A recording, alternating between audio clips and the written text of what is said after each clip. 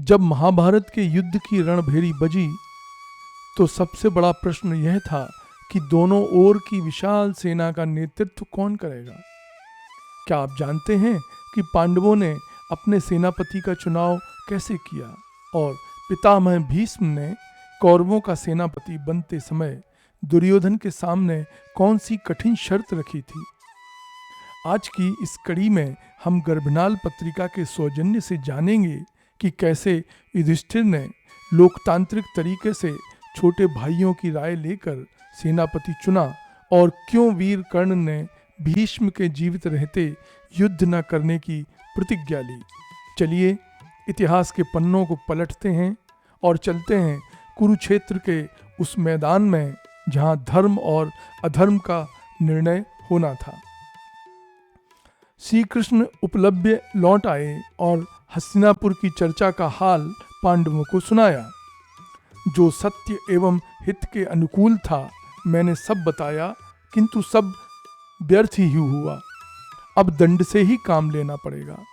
सभा के सभी वृद्ध जनों के कहने पर भी मूर्ख दुर्योधन न माना। अब तो युद्ध की ही जल्दी तैयारी होनी चाहिए। युधिष्ठिर अपने भाइयों से बोले, भैया अब शांति की आशा नहीं रही। सेना सुसज्जित करो और व्यूह रचना सुचारू रूप से कर लो। पांडवों की विशाल सेना को 7 हिस्सों में बांट दिया गया। द्रुपद, विराट, धृष्टद्युम्न, शिखंडी, सात्यकी, चेकितान, भीमसेन आदि 7 महारथी इन 7 दलों के नायक बने। अब प्रश्न उठा कि सेनापति किसे बनाया जाए। सबकी राय ली गई। युधिष्ठिर ने सबसे पहले सहदेव की राय मांगी। सहदेव, इन 7 महारथियों में से किसी एक सुयोग्य वीर को सेनापति बनाना होगा। हमारा सेनापति रणकुशल हो, अग्नि के समान शत्रु सैन्य को दग्ध करने वाले, भीष्म की शक्ति सहने की सामर्थ्य उसमें हो। इन 7 में से कोई ऐसा है सहदेव जो तुम्हारी राय में इन सभी गुणों से युक्त है। उन दिनों की प्रथा थी कि छोटों की राय पहले ली जाए। इससे छोटों का आत्मविश्वास बढ़ता और उनमें जोश आ जाता। छोटों से पूछे बगैर ही अगर बड़ों की राय ले ली जाती तो अपनी ओर से कुछ कहने की उनकी हिम्मत ही न पड़ती। वे डरते कि कहीं वो दंड की उपाधि प्राप्त न हो जाए। अज्ञातवास के समय हमने जिनके यहाँ आश्रय लिया था, जिनकी छत्र छाया में सुरक्षित रहते हुए हम अपने खोए हुए राज्य को प्राप्त करने की तैयारियां कर रहे हैं, वह विराट राज हमारे सेनापति बनने योग्य हैं। सहदेव ने कहा। फिर नकुल से राय ली गई।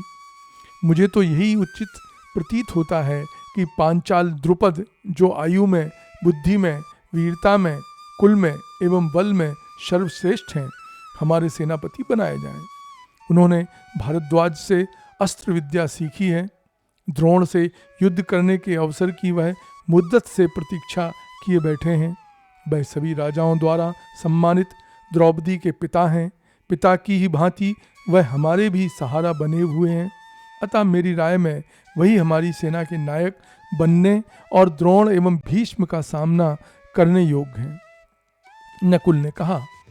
अर्जुन ने कहा, जो जितेंद्रिय हैं, द्रोण का वध ही जिनके जीवन का एकमात्र उद्देश्य है, वही वीर धृष्टद्युम्न हमारे सेनापति बने।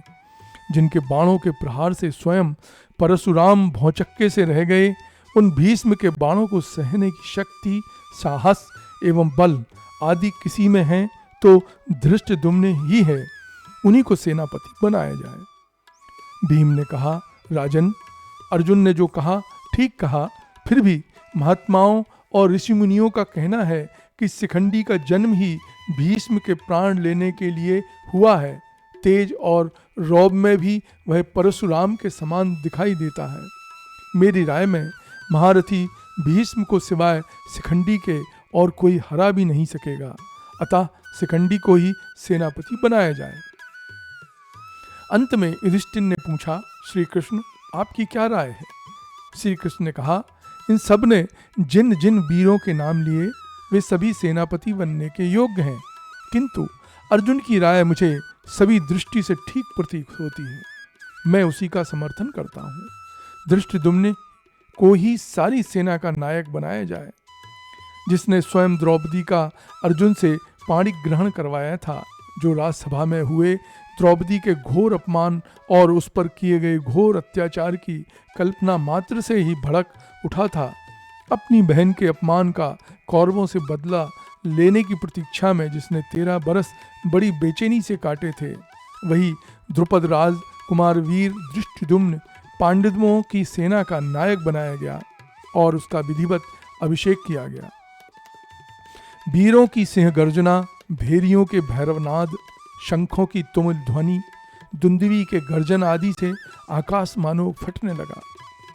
अपने कोलाहल से दिशाओं को गुंजाती हुई पांडवों की सेना में मैदान जा पहुंची। उधर कौरवों की सेना के नायक थे भीष्म पितामह। दुर्योधन उनके पास गया और अंजलिबद्ध होकर बोला, देवताओं की सेना का भगवान कार्तिकेय ने जिस शान से संचालन किया था, उसी तरह पितामह हमारे सेना नायक बनकर विजय एवं यश प्राप्त करें। जैसे ऋषभ के पीछे बछड़े जाते हैं, वैसे ही हम भीष्म का अनुकरण करेंगे। भीष्म ने तथास्तु कहा, पर साथ में एक शर्त भी लगा दी। वे बोले, मेरे लिए जैसे धृतराष्ट्र के लड़के वैसे ही पांडु के दोनों ही मेरे लिए बराबर हैं। इसमें संदेह नहीं कि जो प्रतिज्ञा मैं कर चुका हूं उसे निभाऊंगा। युद्ध का संचालन करके अपना ऋण अवश्य चुका दूंगा। शत्रु दल के लाखों वीरों को मेरे बाणों का शिकार होना ही पड़ेगा, परंतु फिर भी पांडु पुत्रों का वध मुझसे न हो सकेगा। लड़ाई की घोषणा करते समय मेरी सम्मति किसी ने नहीं ली थी।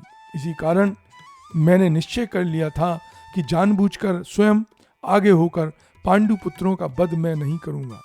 दूसरे, सूत पुत्र कर्ण जो तुम लोगों का बहुत ही प्यारा है, शुरू से ही मेरा तथा मेरी सम्मतियों का विरोध करता आया है। अतः अच्छा हो कि पहले उसी से सलाह ली जाए। अगर वह सेनापति बन जाए तो मुझे कोई आपत्ति न होगी। कर्ण का उद्दंड व्यवहार भीष्म को सदा से ही बहुत खटकता था। कर्ण घमंडी भी बहुत था। उसने भी हट कर लिया कि जब तक भीष्म जीवित रहेंगे तब तक वह युद्ध भूमि में प्रवेश नहीं करेगा। भीष्म के मारे जाने के बाद ही वह लड़ाई में भाग लेगा और केवल अर्जुन को ही मारेगा।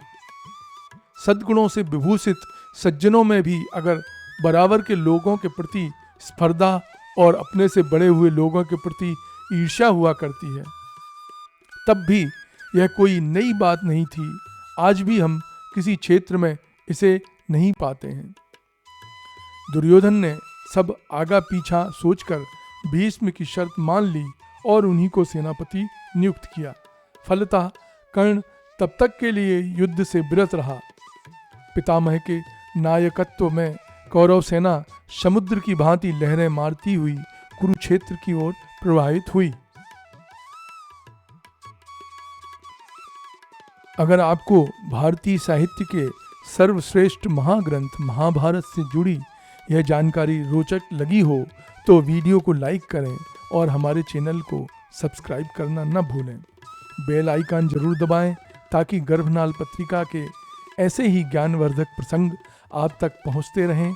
कमेंट में बताएं आपके अनुसार पांडवों का सबसे कुशल सेनापति कौन साबित हुआ।